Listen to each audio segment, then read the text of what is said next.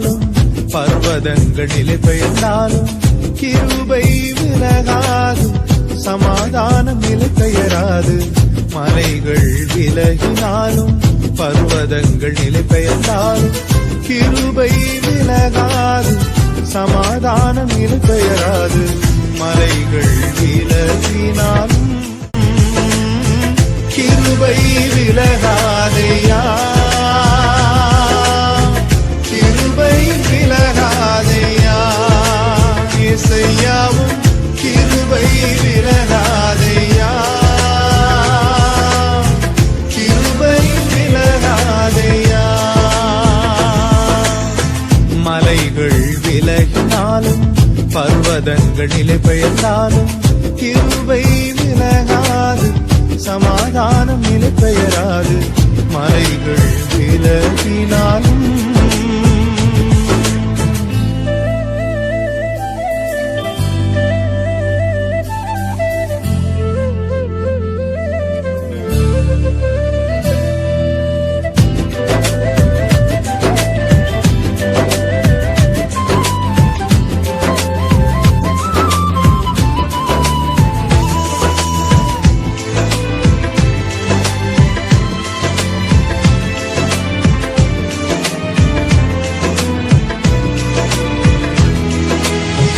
கோபம் கொள்வதில்லை என்று வாக்குரைத்தீர், கடிந்து கொள்வதில்லை என்று ஆணையிட்டீர். என் மேல் கோபம் கொள்வதில்லை என்று வாக்குரைத்தீர், கடிந்து கொள்வதில்லை என்று ஆணையிட்டீர்.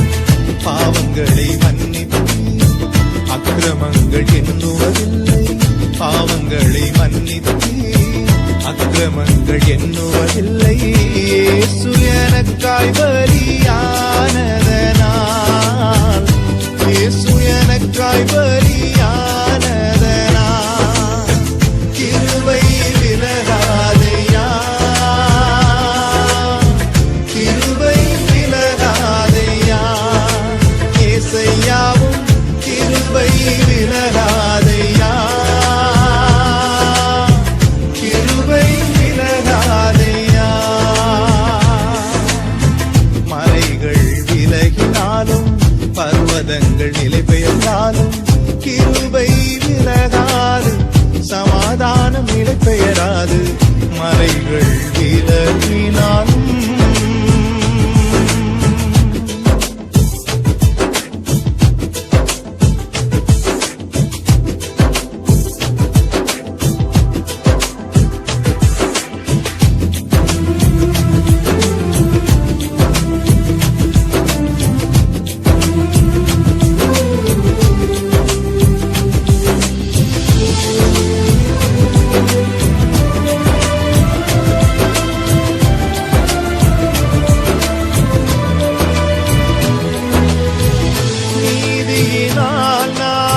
ஸ்திரப்படுவே, கொடுமைக்கு நான் தூரமாவே.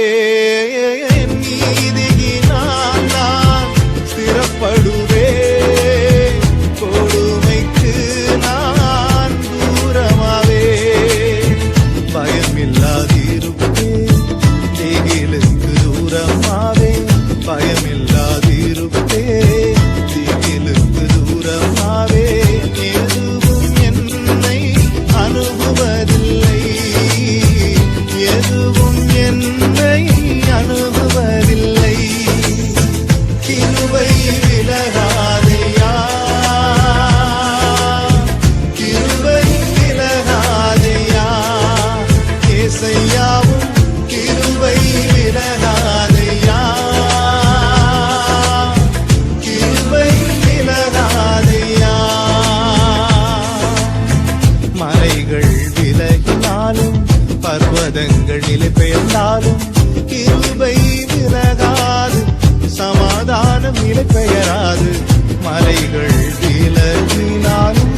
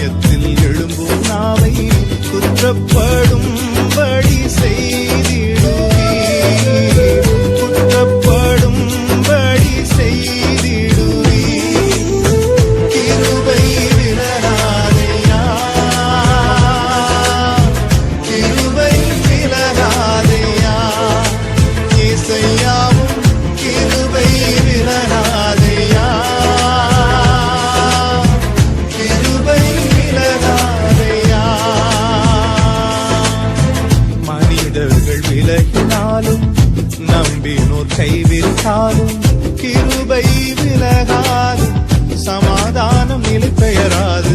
மனிதர்கள் விலகினாலும் நம்பினோர் கைவிட்டாலும் கிருபை விலகாது. சமாதானம் நிலை பெயராது. மலைகள் விலகினாலும்.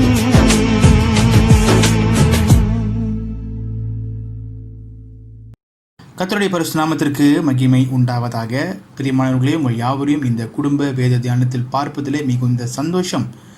இந்த நாளிலும் கூட ஒரு புதிய தலைப்போடு உங்கள் யாவரையும் சந்திப்பதற்கு கர்த்தர் கொடுத்த கிருபைக்காக நன்றி செலுத்துகிறேன்.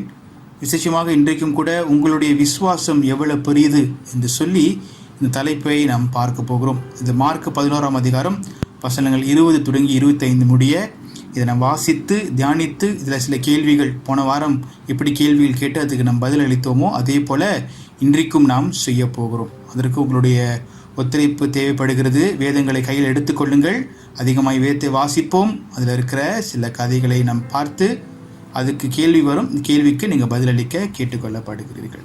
இன்றைக்கி நான் பார்க்கும்போது how big is your faith, Mark chapter 11 verse 20-25 இதை தான் இன்றைக்கி நம்ம பார்க்க போகிறோம். பாருங்கள், இதை பார்ப்பதற்கு முன்பாக நம் கண்களை மூடி தேவ நோக்கி நாம் பார்ப்போம். ஸ்தோத்திரம் ஆண்டவரே, உமக்கு நன்றி செலுத்துகிறோம். விசேஷமாக எங்களுடைய விசுவாசத்தின் அளவை நாங்கள் ஆண்டவரே இன்றைக்கு நாங்கள் பரிசோதனை பண்ணி பார்க்கவும் சோதித்து பார்க்கவும் இந்த தலைப்பின் மூலியமாக கர்த்தர் எங்கள் வாழ்க்கைக்கு கொண்டு வந்ததற்காக ஸ்தோத்திரம். இன்றைக்கும் கூட உண்மையில் எங்களுடைய விசுவாசம் எந்த அளவுக்கு இருக்கிறது என்று சொல்லி இதை நாங்கள் வாசிக்கும் போது நாங்கள் தெரிந்து கொள்ள கிருபை செய்யும். உமோடு கூட சீஷர்கள் இருந்தார்கள். சீஷர்கள் நீ செய்கிற ஒவ்வொரு காரியங்களும் பார்த்தார்கள். ஆனாலும் கூட அவர்களுக்கு ஒரு முடிவான ஒரு உறுதியான ஒரு விசுவாசம் இல்லாமல் அவர்கள் இருந்தார்கள் என்று சொல்லி நாங்கள் பார்க்கிறோம். அதே போல் ஆண்டவரே, நீ சொல்லுகிற காரியங்களும் வேதத்தில் அநேக வாசித்து இன்னும் சந்தேகப்பட்டு கொண்டு இருக்கிறவர்களாக நாங்கள் இருப்போம் என்று சொன்னால் இன்றைக்கு நாங்கள் முழுமையாய் உம்மை நம்பியிருக்கிறவர்களாக எங்களை மாற்றும் சுவாமி. சில நேரத்தில் நாங்கள் விசுவாசிக்கிறோம் என்று சொல்லுகிறோம், ஆனாலும் சில சந்தர்ப்ப சூழ்நிலையாலே அந்த விசுவாசம் எங்களை விட்டு விலகி போகிறதை நாங்கள் பார்க்கிறோம். அப்படிப்பட்ட விசுவாசம் எங்களுக்கு இருக்கக்கூடாது என்று சொல்லி நிச்சயமாகவே இயேசு சொல்வார் என்று சொன்னால் அதை செய்து முடிப்பார் என்ற ஒரு உறுதியான ஒரு முடிவு, ஒரு உறுதியான ஒரு விசுவாசம் எங்களுக்கு இருக்க வேண்டும் என்று சொல்லி எங்களுக்கு கற்றுக்கொடும், எங்களை வழி நடத்தும், எங்களை ஆசீர்வதியும். நன்றி செலுத்துகிறோம். தொடர்ந்து காத்துக்கொள்ளும், வழி நடத்தும், பாதுகாத்துக்கொள்ளும். இயேசுவின் நாமத்தில் ஜெபிக்கிறோம் நல்ல பிதாவே, ஆமேன். வாருங்கள் பிரியமானவர்களே, நாம் லூக்கா 11ஆம் அதிகாரம் வசனம் 20-25 முதலில் நாம் வாசிக்க கேட்போம். மறுநாள் காலையிலே அவர்கள் அவ்வழியாய் போகும்போது அந்த அத்திமரம் வேரோடே பட்டு போயிருக்கிறதை கண்டார்கள். பேதுரு நினைவு கூர்ந்து அவரை நோக்கி, ரபி, இதோ நீர் சபித்த அத்திமரம் பட்டு போயிற்று என்றான்.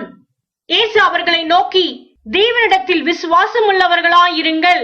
எவனாகிலும் இந்த மலையை பார்த்து நீ பெயர்ந்து சமுத்திரத்திலே தள்ளுண்டு போ என்று சொல்லி தான் சொன்னபடியே நடக்கும் என்று தன் இருதயத்தில் சந்தேகப்படாமல் விசுவாசித்தால் அவன் சொன்னபடியே ஆகும் என்று மெய்யாகவே உங்களுக்கு சொல்லுகிறேன். ஆதலால் நீங்கள் ஜெபம் பண்ணும் போது எவைகளை கேட்டுக் கொள்வீர்களோ அவைகளை பெற்றுக் கொள்வோம் என்று விசுவாசியுங்கள். அப்பொழுது அவைகள் உங்களுக்கு உண்டாகும் என்று சொல்லுகிறேன். நீங்கள் நின்று ஜெபம் பண்ணும் போது ஒருவன் பேரில் உங்களுக்கு யாதொரு குறை உண்டாயிருக்குமானால் பரலோகத்தில் இருக்கிற உங்கள் பிதா உங்கள் தப்பிதங்களை உங்களுக்கு மன்னிக்கும்படி அந்த குறையை அவனுக்கு மன்னியுங்கள். பிரியமானவர்களே, இந்த மார்க் 11ஆம் அதிகாரம் வசனம் 20-25 நீங்கள் வாசிக்கும் போது இது விசேஷமாக ஆண்டவராக இயேசு கிறிஸ்து சீஷர்களுடைய பேசின ஒரு சம்பவம். இதற்கு முன்பாக என்ன நடந்தது, எதற்காக இயேசு கிறிஸ்து அந்த அத்தி மரத்தை பார்த்து அவர் சபிக்க வேண்டியதாக இருந்தது என்று சொன்னால், அது ஆண்டவராக இயேசு கிறிஸ்து கடந்து வந்த சில சூழ்நிலைகளை வைத்து அந்த மத தலைவர்களை அவருடைய நினைவுகளை கொண்டு சில காரியங்களை பேசினது தான் இந்த அதிகாரம் நமக்கு குறிக்கிறதை நாம் பார்க்கிறோம். அது மட்டும் இல்லாதபடிக்கு நீங்கள் மார்க் 11ஆம் அதிகாரம் வசனம் 12-19 நீங்கள் வாசிப்பீர்கள் என்று சொன்னால், அந்த இடத்துல ஒரு அத்தி மரத்தை பார்த்து, நல்ல இலைகள் துளுத்து போகிற அத்தி மரத்தை பார்த்து அதில் அத்தி பழத்தை புசிக்கலாம் என்று சொல்லி வந்தார்கள்.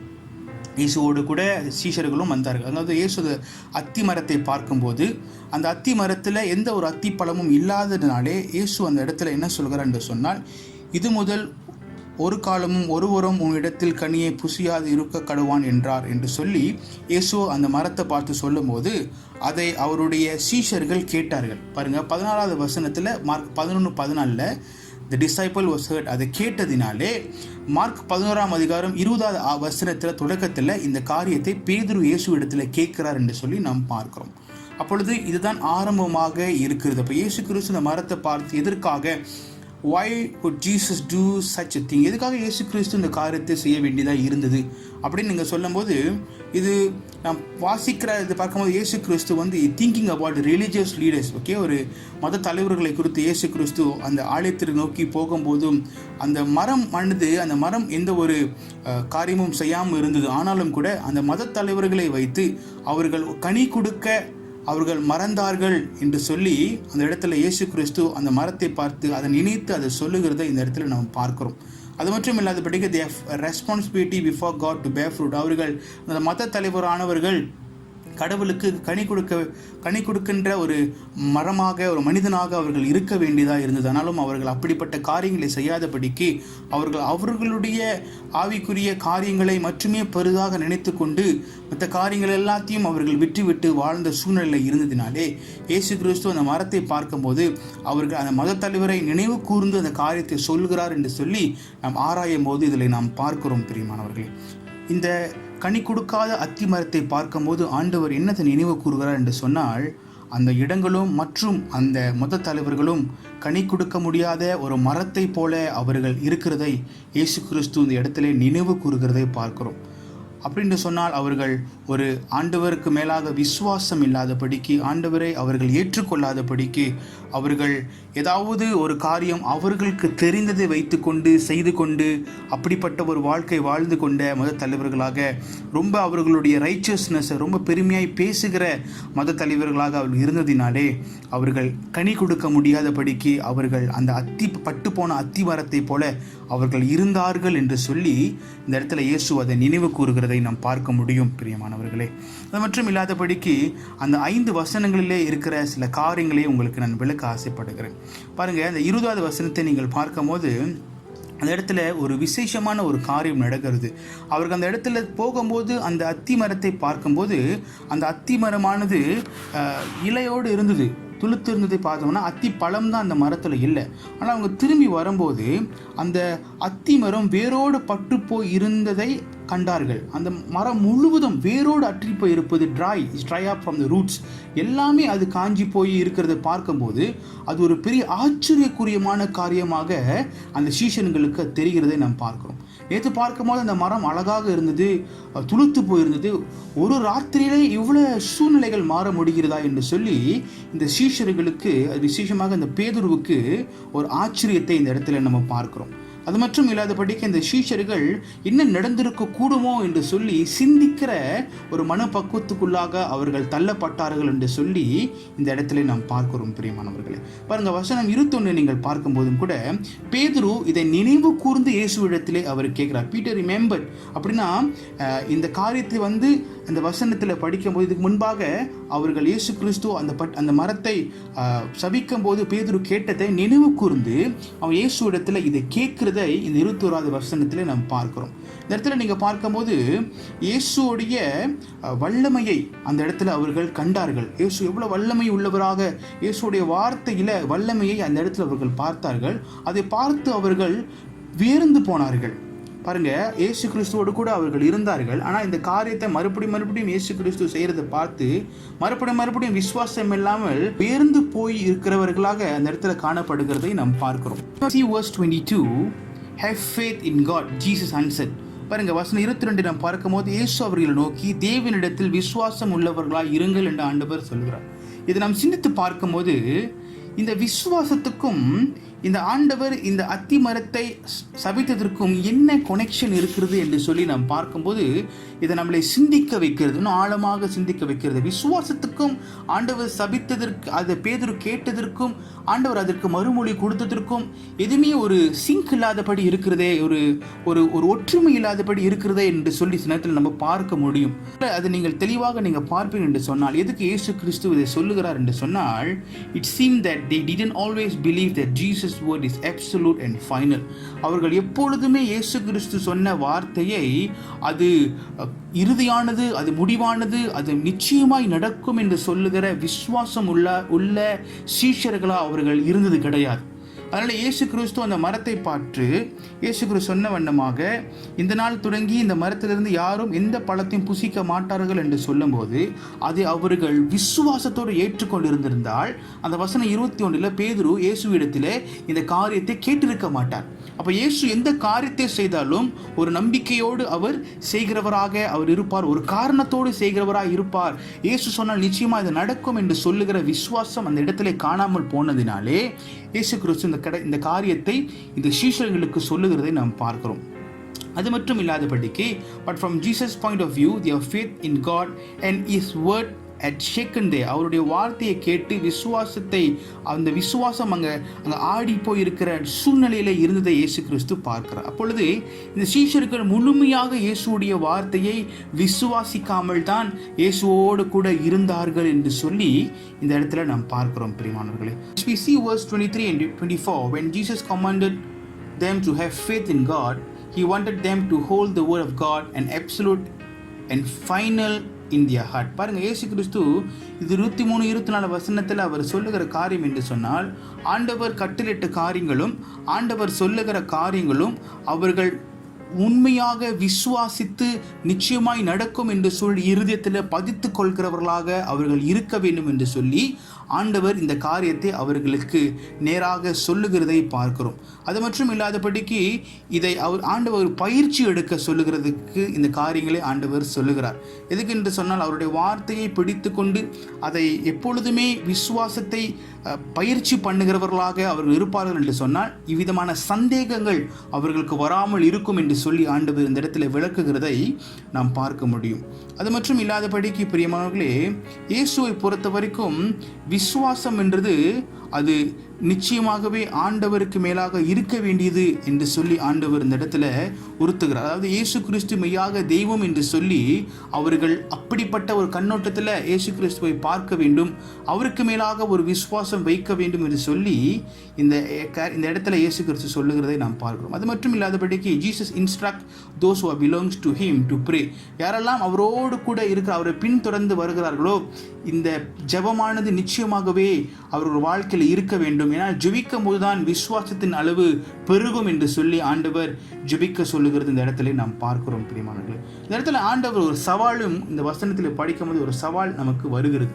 என்ன சவால் என்று சொன்னால், Jesus challenge us to believe.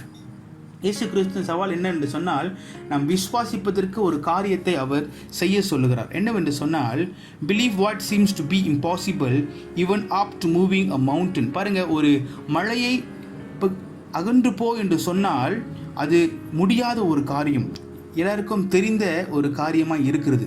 ஆனால் கூட ஆண்டவர் இங்கே என்ன சொல்லுகிறார், இந்த மலையை பேர்ந்து போ என்று சொல்லும்போது இந்த மலை பேர்ந்து போகுமா என்று சொல்லி நம்ம யாவருக்கும் தெரியும். வாயிலை சொல்லும் போது பேர்ந்து போ மலை என்று சொல்லும் போது யாண்டவருக்கும் தெரியும் அது நிச்சயமாக அந்த மாதிரியான காரியத்தை சொல்லும் போது அது நடைபெறாது என்று ஆண்டவருக்கு தெரியும். ஆனாலும் கூட இந்த இடத்துல ஆண்டவர் என்ன காரியங்களை சொல்லுகிறார், ஒரு விசுவாசத்தில் அந்த காரியத்தை ஆண்டவருக்கு மேலாக விசுவாசத்தில் அந்த காரியத்தை நாம் சொல்லும்போது விசேஷமாக இந்த வசனத்தை நம்ம பார்ப்போம். எவனாகிலும் இந்த மலையை பார்த்து நீ பெயர்ந்து சமுத்திரத்தில் தள்ளுண்டு போ என்று சொல்லி தன் சொன்னபடியே நடக்கும் என்று தன் இருதயத்தில் சந்தேகப்படாமல் விசுவாசித்தால் அவன் சொன்னபடியே ஆகும் என்று மெய்யாகவே உங்களுக்கு சொல்லுகிறேன். பாருங்க, ஆண்டவர் இந்த இடத்துல என்ன சொல்லுகிறார் என்று சொன்னால், அந்த மலையை பார்த்து பேர்ந்து சமுத்திரத்தில் தள்ளு உண்டு போ என்று நீ சொல்லி உன் இருதயத்தில் அது விசுவாசத்தோடு நீ வைப்பாய் என்று சொன்னால் அது மெய்யாகவே உங்களுக்கு சொல்லுகிறது என்னவென்று சொன்னால் அப்படியே ஆகும் என்று மெய்யாகவே உங்களுக்கு நான் சொல்லுகிறேன். பாருங்க, அப்போ ஆண்டவர் இந்த இடத்துல என்ன சொல்லுகிறார், உன்னுடைய விசுவாசத்தின் அளவு அது உறுதியானதாக இருக்கும் என்று சொன்னால் மனிதனால முடியாத காரியத்தை ஆண்டவர் நிச்சயமாய் செய்யக்கூடியவராய் இருக்கிறார் என்று சொல்லி ஆண்டவர் இந்த இடத்துல சொல்கிறார். அப்போ நம்மளுடைய விசுவாசம் அளவு அதிகமாக இருந்தால் தான் ஆண்டவர் நாம் செய்ய முடியாத காரியத்தை அவருக்கு மேலாக ஒரு விசுவாசத்தை வைத்து நாம் காத்திருக்கும் போது அந்த காரியத்தை ஆண்டவர் செய்து முடிக்கிறவராக இருக்கிறார் என்பது வசனம் நமக்கு விளக்கி சொல்லுகிறது. இன்றைக்கு உங்களாலும் என்னாலும் செய்ய முடியாததை தேவன் செய்து கொடுப்பார், செய்து முடிப்பார். அப்பொழுது நம்ம செய்ய வேண்டியது என்ன, விசுவாசமாய் இருக்க வேண்டும். இந்த இடத்த நீங்கள் பார்க்கும்போது விசேஷமாக 25 வசனத்தை நீங்கள் பார்க்கும்போது இட்ஸ் வெரி சீரியஸ் வேர்ட்ஸ். ஒரு முக்கியமான ஒரு காரியத்தை ஆண்டவர் இந்த இடத்துல சொல்லுகிறார். என்னவென்று சொன்னால், நீங்கள் நின்று ஜெபம் பண்ணும்போது ஒருவன் பேரில் உங்களுக்கு யாதொரும் குறை உண்டா இருக்குமானால், பரலோகத்தில் இருக்கும் உங்கள் பிதா உங்கள் தப்பிதங்களை உங்களுக்கு மன்னிக்கும்படி அந்த குறையை அவனுக்கு மன்னியுங்கள். பாருங்க, 25வது வசனத்தை ஆண்டவர் 3 காரியங்களை வைக்கிறார். ஒன்று விசுவாசம், ஒன்றொன்று ஜெபம், ஒன்னொன்று மன்னிப்புதல். மன்னிக்கிற உள்ளத்தை ஆண்டவர் வேண்டும் என்று இந்த இடத்துல எதிர்பார்க்கிறார். அப்பொழுது விசுவாசம் உள்ளவர்கள் அவர்கள் ஜெபிக்கும் போது, ஒருவரை மன்னிக்கும் போது, அவர்கள் எதெல்லாம் வேண்டுகிறார்களோ அதெல்லாம் பரலோகத்தில் இருக்கிற பிதா அவர்களுக்கு செய்து கொடுப்பார் என்று சொல்லி ஆண்டவராக இயேசு கிறிஸ்து தன்னுடைய சீஷர்கள் இடத்துல அதை அவர் சொல்லுகிறதை, பகிர்ந்து கொள்கிறதை நாம் பார்க்கிறோம். பாருங்க, அந்த இடத்துல நீங்க பார்க்கும்போது நம்மளுடைய இருதயங்கள் விசேஷமாக பாவத்தை அறிக்கையிடாமல் இருக்கும் என்று சொன்னால் அந்த ஜபத்திற்கு வல்லமை, பவர் இல்லாமல் போயிடும். அப்போ அன்ரிப்பென்டட் சின் ப்ரே ஆஸ் நோ பவர். மனம் திரும்பாத ஒரு ஜபத்திற்கு வல்லமை இல்லாமல் போய்விடும். அது மட்டும் இல்லாதபடிக்கு பிரியமானவர்களே, யாரெல்லாம் அவர்களுடைய மற்றவர்களுடைய குறைகளை மன்னிக்காமல் இருக்கிறார்களோ, 26வது வசனத்தை நீங்கள் பார்ப்பீங்க என்று சொன்னால், நீங்கள் மன்னியாமல் இருப்பீர்கள் என்றால் பரலோகத்தில் இருக்கும் உங்கள் பிதாவும் உங்கள் தப்பிதங்களை மன்னியாது இருப்பார் என்றால். அப்போ நீங்கள் ஒருவரை மன்னிக்கலை என்று சொன்னால் உங்கள் ஜபத்தில் வல்லமை இருக்காது, நீங்கள் ஜெபிக்கின்ற ஜபங்கள் கேட்கப்படாது, உங்கள் விசுவாசத்தின் அளவு பெருகாது. அதான் ஆண்டவர் இந்த இடத்துல அவர் சொல்லுங்கள். அதனால நீங்கள் ஒரு இடத்துல மன்னிப்பு கேட்கும் போது அதை நீங்கள் மறுக்காதபடிக்கு அவர்கள் நீங்கள் மன்னிக்க வேண்டியதாக இருக்கிறது என்று இயேசு சொல்லுகிறார். அது மட்டும் இல்லாதபடிக்கு ஆண்டவருடைய சமூகத்துக்கு முன்பாய் வந்து ஜெபிக்கும் போது நாம் கழுவப்பட்டவர்களாக, சுத்திகரிக்கப்பட்டவர்களாக நம்ம இருக்க வேண்டும். அப்பொழுது நம்ம பாவ கதைகள் எல்லாத்தையும் ஆண்டவருடைய சமூகத்தில் வைத்து நாம் பாவ மன்னிப்பு கேட்டு மற்றவருடைய பாவத்தை மன்னிக்கும் போது தான் நாம் ஜெபிக்கிற ஜபங்கள் கேட்கப்படும் என்று தெளிவாக ஆண்டவர் இந்த அதிகாரத்திலே நமக்கு சொல்லுகிறதை நாம் பார்க்கிறோம். அதனாலே நாம் மன்னிக்காமல் நம்மளுடைய கிராஜ், அதாவது மற்றவர்களுக்கு மேலாக ஒரு வெறுப்பு, ஒரு கடுப்பு, ஒரு விதமான ஒரு பெரிய பாரங்களை நாம் சுமந்து கொண்டு நாம் ஜெபிப்போம் என்று சொன்னால் அந்த ஜெபம் கேட்கப்படாது. அதனால் அந்த காரியங்கள்லாம் நம்ம விட்டு நாம் ஜெபிக்கும் போது தான் அந்த ஜெபமானது கேட்கப்படும் என்று சொல்லி ஆண்டவர் இந்த வசனத்திலே சீஷர்களுக்கு விளக்கி சொல்லுகிறதை நாம் பார்க்கிறோம். மனங்களே, இந்த 5 வசனங்களை நீங்கள் பார்க்கும்போது மார்க் 11:20-25 இந்த 5 வசனங்களுக்குள்ளாக ஆண்டவர் என்னத்தை விளக்கி சொல்லுகிறார் என்று நாம் புரிந்து கொள்ள வேண்டிய காரியம் ஒன்று என்னவென்று சொன்னால், இயேசு கிறிஸ்துவோட சீஷர்கள் நடக்கும்போது இதை ஆண்டவர் அவர்களுக்கு விளக்கினார். இந்த காலகட்டத்தில் யார் ஆண்டவருடைய சீஷர்கள்? நீங்களும் நானும் தான் ஆண்டவருடைய சீஷர்கள். அப்பொழுது இன்றைக்கு இதை ஆண்டவர் நமக்கு சொல்லுகிறார். முதல் காரியம், நீங்கள் ஆண்டவருக்கு மேலாக விசுவாசம் உள்ளவர்களாக இருக்க வேண்டும். ரெண்டாவது, ஆண்டவர் நம்ம பார்த்து சொல்லுகிறார், நீங்கள் விசுவாசம் உள்ளவர்களாக இருப்பது மட்டுமில்லை, அதிகமாய் ஜெபித்து நம்ப வேண்டியவர்களாக இருக்கிறீர்கள். மூன்றாவது, ஆண்டவர் சொல்லுகிறார், நீங்கள் ஒருவருடைய பாவத்தை மன்னித்து அவர்களை ஏற்றுக்கொள்கிறவராக இருக்க வேண்டும் என்று சொல்லி அந்த நேரத்தில் ஆண்டவர் அந்த சீஷர்களுக்கு சொன்ன அதே காரியத்தை இப்பொழுது சீஷராக இருக்கிற உங்களுக்கும் எனக்கும் ஆண்டவர் சொல்லுகிறார். அதனால் உங்களுடைய விசுவாசத்துடைய அளவு பெரிதாக இருக்கும் என்று சொன்னால் நிச்சயமாகவே நீங்கள் ஜெபிக்கிற மனிதனாக இருப்பீர்கள், மற்றவர்களுடைய பாவத்தை மன்னிக்கிறவர்களாக நீங்கள் காணப்படுவீர்கள். அப்பொழுது என்ன நடக்கும்? இன்னும் ஆண்டவரோடு கூட நெருங்கி இருக்க முடியும், ஆண்டவருடைய குரலை கேட்க முடியும், உங்கள் வாழ்க்கையிலே ஒரு மாற்றத்தை பார்க்க முடியும், ஒரு வெற்றியின் பாதையை நீங்கள் அனுபவிக்க முடியும் பிரியமானவர்களே. சரிங்களா? இது நிச்சயமாகவே நான் விளக்கினது உங்களுக்கு புரிந்திருக்கும் என்று சொல்லி நான் விசுவாசிக்கிறேன். இப்போலே வாருங்கள், இப்போது நம்ம கேள்விக்கு போவோம். 6 கேள்விகள் இருக்கிறது. இந்த கேள்விக்கு நாம் பதில் அளிப்போம். What are some of the answers you have received in prayer during last week? எந்த ஜெப காரியத்தை நீங்கள் ஜெபிக்கும் போது அதற்கு பதிலை நீங்கள் பெற்றுக்கொண்டீர்கள்? விசுவாசமாய் நீங்கள் ஜெபிக்கும் போது எந்த ஜெப காரியங்களை நீங்கள் ஜெபிக்கும் போது அதை நீங்கள் பெற்றுக்கொண்டீர்கள், அது உங்கள் வாழ்க்கையில் நடந்தது என்று சொல்லி அதுக்கு நீங்கள் பதிலளிங்களே. ரெண்டாவது கேள்வி போவோம். What is one common and one promise that you see in this passage? இந்த அதிகாரத்தில் என்ன ஒரு கட்டளை, எந்த ஒரு வாக்கு தத்தத்தை நீங்கள் இந்த அதிகாரத்தில் பார்த்தீங்க? விசேஷமாக இந்த மார்க் 11:20-25 நீங்கள் பார்த்ததில் ஒரு கட்டளையும் ஒரு வாக்கு தத்தத்தையும் நீங்கள் பார்த்தது நீங்கள் எழுதுங்க. சரிங்களா? அது நீங்கள் பார்த்தீங்கன்னா, why do you think Jesus used the mountain as an example? எதற்காக இயேசு கிறிஸ்து இந்த மலையை ஒரு உதாரணமாக அவர் இந்த அதிகாரத்தில் பயன்படுத்தினார் என்று சொல்லி நீங்கள் எழுதுங்கள். சரிங்களா? அதில் ஜெபிக்க வேண்டும் என்று சொன்னால் என்ன நிபந்தனை இல்லை என்ன காரியத்தை ஆண்டவர் எதிர்பார்க்கிறார் என்று சொல்லி அதற்கு நீங்கள் பதிலளிங்க. 5வது நீங்கள் பார்க்கும் போது, why is it that sometimes we do not receive an answer to prayer?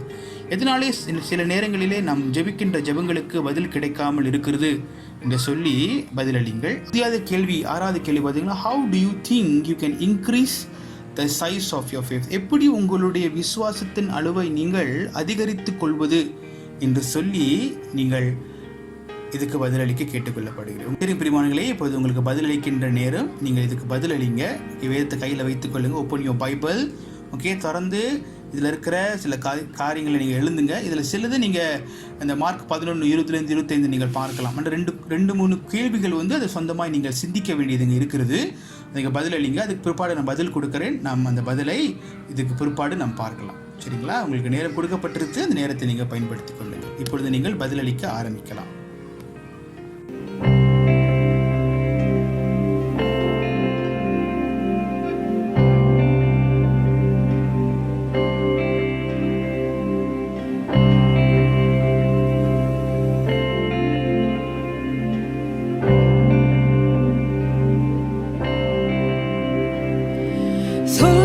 கஷ்டங்கள் சூழ்ந்திடும், துன்பம் துக்கம் வரும்,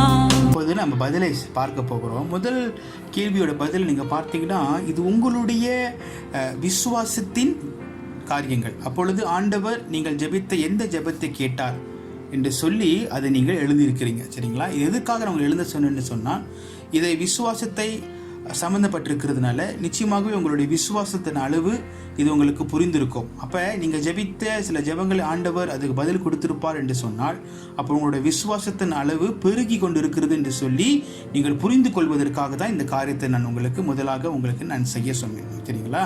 this is actually for test your faith in God. ஆண்டவர் இடத்துல உங்களுடைய விசுவாசத்தை நீங்கள் பரிசோதனை பண்ணி பார்ப்பதற்காக நீங்கள் இந்த காரியத்தை செய்திருப்பீர்கள் என்று விசுவாசிக்கிறேன். மற்றும் இல்லாதபடிக்கு அதை நீங்கள் பெற்றுக்கொண்டிருந்தீங்கன்னா கர்த்தருக்கு ஸ்தோத்திரம். அப்படி பெற்றுக்கொள்ள முடியலன்னு சொன்னால் உங்கள் விசுவாசத்தின்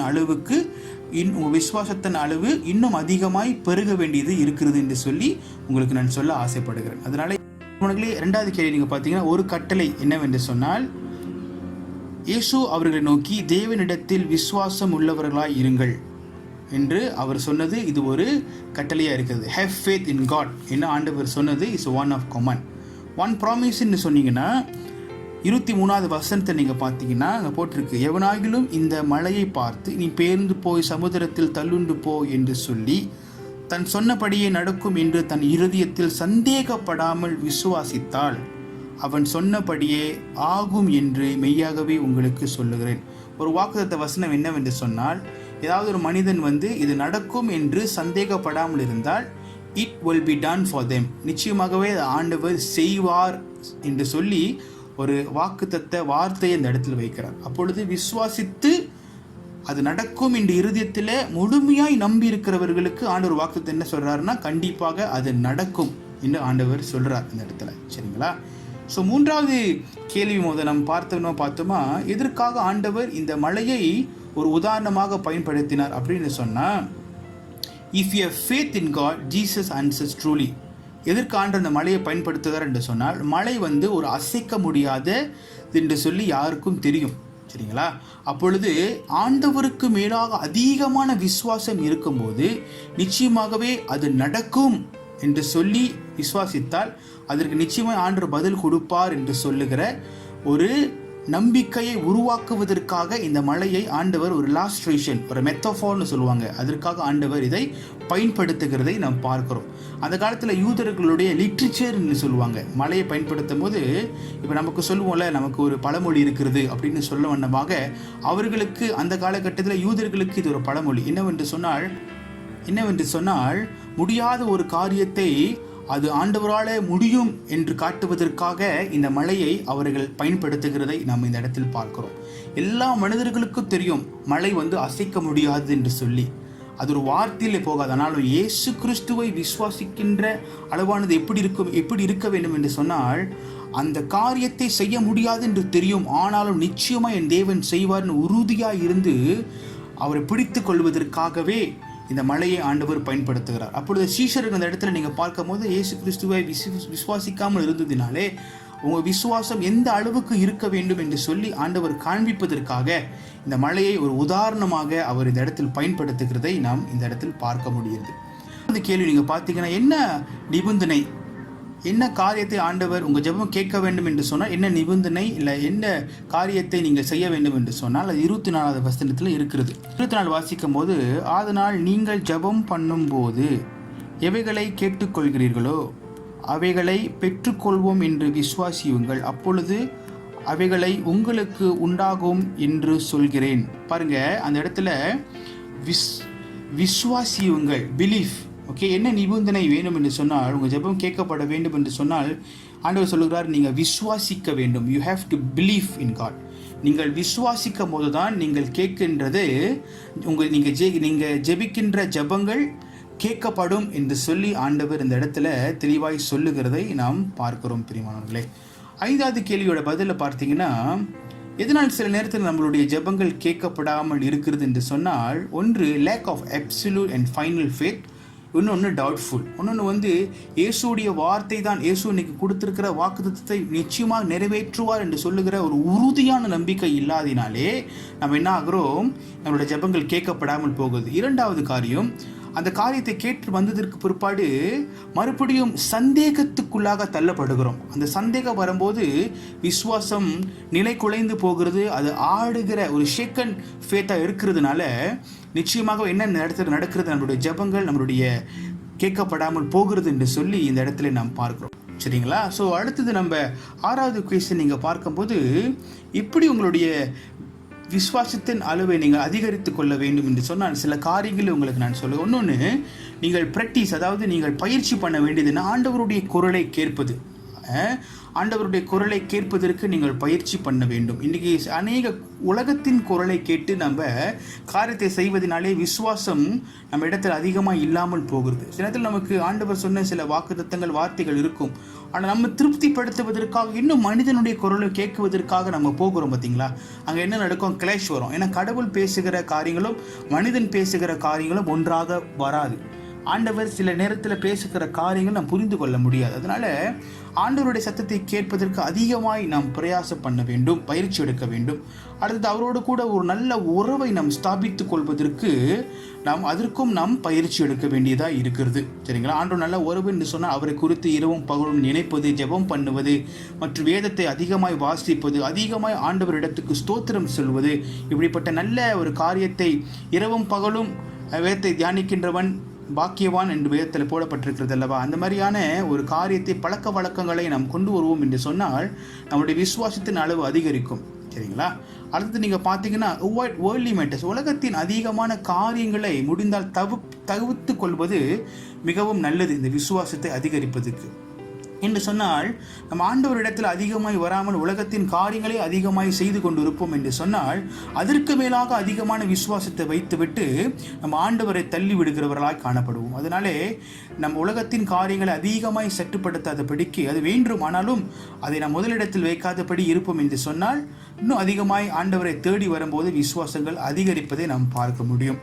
அடுத்தது get involve in spiritual thing, அதிகமாக இந்த ஆவிக்குரிய காரியங்களிலே நாம் பங்கு பெறுவதற்கு முயற்சி எடுக்க வேண்டும். அதாவது ஜெபங்களோ இல்லை திருச்சபையில் நடக்கின்ற ஜெபக்குறி காரியங்கள், இந்த வீக்லி நடக்கின்ற the family Bible devotional, Friday prayer மற்றும் ஆராதனை மற்றும் நிறைய ஆவிக்குரிய காரியங்கள், ஆவிக்குரிய மெசேஜஸ், யூடியூப்பில் இருக்கிற சில காரியங்கள் மற்றும் எங்கெங்கே ஜெபம் நடக்கிறதோ ஆன்லைனில் போய் இந்த காலகட்டத்தில் ஆன்லைனில் நடக்கிற காரியம் நம்ம கலந்து கொண்டு அதிகமாய் ஆவிக்குரிய காலையில் கலந்து கொண்டு இருக்கும்போது ஆண்டவரோடு அது நெருங்க உதவி செய்யும். அது மட்டும் இல்லாதபடிக்கு விசுவாசத்தின் அளவை அதிகரிப்பதற்கும் உதவி செய்யும். நம்ம பார்க்கும்போது லிசன் டு பீப்புள்ஸ் டெஸ்டிமோனி, அதிகமான நம்மளுடைய திருச்சபை ஜனங்களாக இருக்கட்டும் இல்லை மற்றவர்களாக இருக்கட்டும், அவர்களுடைய சாட்சி யூடியூப்புக்கு போய் டெஸ்டிமோனி தட்டி நிறைய டெஸ்டிமோனிஸ் இருக்குது. ஆண்டவர் எவ்வளோ அற்புதம் செய்திருக்கார், எவ்வளோ விசுவாசமாக இருந்தவங்களுக்கு ஆண்டவர் எவ்வளோ ஒரு அற்புதம் செய்திருக்கிறார். பைபிள்லேயே இருக்குங்க. ஒரு ஸ்திரீ ஆண்டவருடைய அங்கியை தொடும்போது ஆண்டவர் என்ன சொன்னார்? உன் விசுவாசம் உன்னை ரட்சித்தது என்று சொல்லி சுகம் கொடுத்தாரு. பாருங்க, அந்த அங்கியை தொட்டதுனால மட்டும் அவளுக்கு சுகம் கிடைக்கல, அவள் இயேசு தான் எனக்கு சுகத்தை தர முடியும் என்று சொல்லி விசுவாசத்தை இயேசு மேலே வைத்ததுனால அவளுக்கு சுகம் கிடைச்சிச்சு. சரிங்களா? ஸோ இந்த மாதிரியான டெஸ்டிமோனி, இந்த மாதிரியான கதைகள் இதெல்லாம் நீங்கள் அதிகமாக வாசிக்க இன்னும் உங்களுடைய விசுவாசத்தின் அளவு பெருக்கிக் கொள்வதற்கு அது உங்களுக்கு உதவி செய்யும் என்று சொல்லி இந்த இடத்துல நம்ம பார்க்கிறோம். சரிங்களா? ஸோ விசேஷமாக இன்றைக்கி நம்ம படித்த இந்த விசேஷமான தேவனுடைய இந்த காரியமானது உங்களுக்கு உதவி செய்திருக்கும் என்று நான் விசுவாசிக்கிறேன். உங்களுடைய விசுவாசத்தின் அளவு எவ்வளோ பெரிதாக இருக்கிறது என்று சொல்லி நம்ம பார்த்தோம். நிச்சயமாக நான் விசுவாசிக்கிறேன். இதை கேட்டதுக்கு பிற்பாடு நிச்சயமாகவே உங்கள் விசுவாசத்தின் அளவை பெருக்குவதற்கு அது நீங்கள் முயற்சி எடுப்பீர்கள் என்று சொல்லி நான் விசுவாசிக்கிறேன். சரிங்களா? நீங்கள் கடவுள் மேலே நம்பிக்கை இல்லைன்னு சொன்னீங்கன்னா நீங்கள் எந்த காரியத்தை செய்தாலும் இஸ் எவ்ரிதிங் வேஸ்ட், எல்லாமே வீணில் தான் வேலை செய்கிறீங்க. சரிங்களா? கடவுள் மேலே விசுவாசம் வைக்காமல் வேலை செஞ்சீங்கன்னா நீங்கள் ஒன்று புரிஞ்சு கொள்ளுங்கள், நீங்கள் உங்கள் நேரத்தை வீணாக்கிக்கிட்டு இருக்கீங்க. உங்கள் நேரத்தை வீணாக்காதீங்க. ஒன்று கடவுளுக்காக வேலை செஞ்சீங்கன்னா கடவுளை நம்பி இறங்குங்க. நிச்சயமாக கடவுள் உங்களுக்கு வெற்றியை கொடுப்பார். கடவுளை நம்பாமல் விசுவாசிக்கிறேன்னு சொல்லிட்டு சொந்த முயற்சியில் சொந்த வேலையில் எந்த வேலை நீங்கள் செஞ்சாலும் அது உங்களுக்கு வெற்றிகரமாய் வராது. சரிங்களா? அதனால் விசுவாசமாய் கடவுளை பிடித்து கொள்ளுங்க. எப்படி சீஷர்கள் இயேசுவோடு இருந்து அவரை விசுவாசிக்காமல் போனார்களோ அதே போல் நீங்களும் நானும் அப்படி இருக்க வேண்டாம். இயேசு அதிகமாய் விசுவாசிக்க சொல்லியிருக்கிறாரு, விசுவாசிங்க. ஜெபிக்க சொல்லியிருக்காரு, ஜெபிங்க. சரிங்களா? விசுவாசிக்க சொல்லியிருக்கிறாரு, நம்மளை விசுவாசிக்க சொல்லியிருக்கிறாரு, ஜெபிக்க சொல்லியிருக்கிறாரு, ஒரு தப்பிதங்களையும் குறைகளும் மன்னிக்க சொல்லியிருக்கிறாரு. இதெல்லாம் நம்ம செய்யும்போது நிச்சயமாகவே நம்மளுடைய விசுவாசத்தின் அளவு பெருகுவதை நம் கண்ணால் பார்க்க முடியும். சரிங்களா? கர்த்தர் உங்களையும் உங்கள் குடும்பத்தையும் ஆசீர்வதிப்பாராக. வாங்க நம் கண்களை மூடி ஜெபம் செய்வோம். ஸ்தோத்திரம் ஆண்டவரே, உங்களுக்கு நன்றி செலுத்துகிறோம். இன்றைக்கும் கூட விசேஷமாக இயேசுவோடு சீஷர்கள் இருந்திருந்தாலும் கூட இயேசுவை புரிந்து கொள்ளாமல் அவர் மேல் விசுவாசம் வைக்காமல் வாழ்ந்து வந்தார்கள். இன்றைக்கு நாங்களும் இப்படிப்பட்ட சீஷர்களாக இருக்க விரும்பல ஆண்டவரே. நாங்கள் இடத்துல அதிகமான விசுவாசங்களை வைத்து அதிகமாய் ஜெபிக்கிறவர்களாகவும் அதிகமாய் மற்றவர்கள் எங்களுக்கு மேலாக ஆண்டவரே மற்றவர்களை மன்னிக்கின்ற ஒரு உள்ளத்தை எங்களுக்கு கர்த்தர் தர வேண்டும் என்று சொல்லி கூட நாங்கள் ஜெபிக்கிறோம். நாங்கள் நிச்சயமாய் விசுவாசிக்கிறோம். நீ சொன்ன வார்த்தையை நாங்கள் விசுவாசித்து கீழ்ப்படிந்து நடப்போம் என்று சொன்னார் எங்களுடைய வாழ்க்கையில் அதிகமான வெற்றியும் சந்தோஷத்தையும் சமாதானத்தையும் நாங்கள் பார்க்க முடியும். இன்னைக்கு அதிகமாக எங்கள் வாழ்க்கையில் வெற்றி சமாதானம் சந்தோஷம் இதெல்லாம் இல்லாமல் போவதற்கு காரணம் என்ன? உண்மையில் விசுவாசம் வைத்து ஆண்டவரே உம்மை பிடித்து கொள்ளாமல் இருப்பதினால்தான் தான் ஆண்டவரே. இன்றைக்கு நீங்கள் கற்றுக் கொடுத்திருக்கிறேன். நிச்சயமாகவே ஒரு மழையை பார்த்து பேர்ந்து போய் சமுத்திரத்தில் தள்ளுபடுவோம் என்று சொல்லும்போது நாங்கள் விசுவாசிக்கிறோம் ஆண்டவரே. மழையை பார்த்து நீ பேர்ந்து சமுத்திரத்தில் தள்ளுண்டு போ என்று சொல்லுவோம் என்று சொன்னால் அது எங்கள் இருதயத்தில் நிச்சயமாய் நடக்கும் என்று விசுவாசத்தை வைப்போம் என்று சொன்னால் அதை நாங்கள் பார்ப்போம். அதை நாங்கள் அது சொன்னபடியாக இது நடக்கும் என்று நீ சொன்னீர் ஆண்டவர். அதே போல் எங்கள் வாழ்க்கையில் மழையை போல எவ்வளவு விதமான காரியங்கள் இருந்தாலும் நிச்சயமாய் என் தேவன் செய்து முடிப்பார் என்று சொல்லுகிற ஒரு உறுதியான வைராக்கியத்தை நாங்கள் வைத்து வாழ்வதற்கு உதவி செய்யுங்க ஆண்டவரே. ஒப்பு கொடுக்கிறோம். திறந்த கர்த்தாவே, ஒவ்வொரு நாளும் ஆண்டவரே நாங்கள் உம்மோடு நெருங்குவதற்கு நாங்கள் முயற்சி எடுக்க ஆசைப்படுகிறோம். உம்முடைய பலனை எங்களுக்கு தாரும். நிச்சயமாய் வெற்றியை நாங்கள் பார்ப்பதற்கு ஆர்வமாய் காத்து கொண்டிருக்கிறோம் சுவாமி. எங்களை ஆசீர்வதியும் ஆண்டவரே. எங்களை வழி நடத்தும். எங்களுக்கு தெரியாத புரியாத எங்கள் புத்திக்கு எட்டாத காரியங்கள் யாவற்றையும் எங்களுக்கு கற்றுக் கொடுத்து எங்களை நடத்த வேண்டும் என்று சொல்லி ஒப்பு கொடுக்கிறோம் சுவாமி. நீர் பெருக வேண்டும், நாங்கள் சிறுக வேண்டும். ஒப்பு கொடுத்தும் நாமத்தை மகிமைப்படுத்தி இயேசு கிறிஸ்துவின் மராத நாமத்தில் ஜெபிக்கிறோம் நல்ல பிதாவே. ஆமீன், ஆமீன், ஆமீன். மனிதர்கள் விலகினாலும் நம்பினோர் கைவிட்டாலும் கிருபை விலகாது, சமாதானம் நிலைபெயராது. மனிதர்கள் விலகினாலும் நம்பினோர் கைவிட்டாலும் கிருபை விலகாது, சமாதானம் நிலைபெயராது. மலை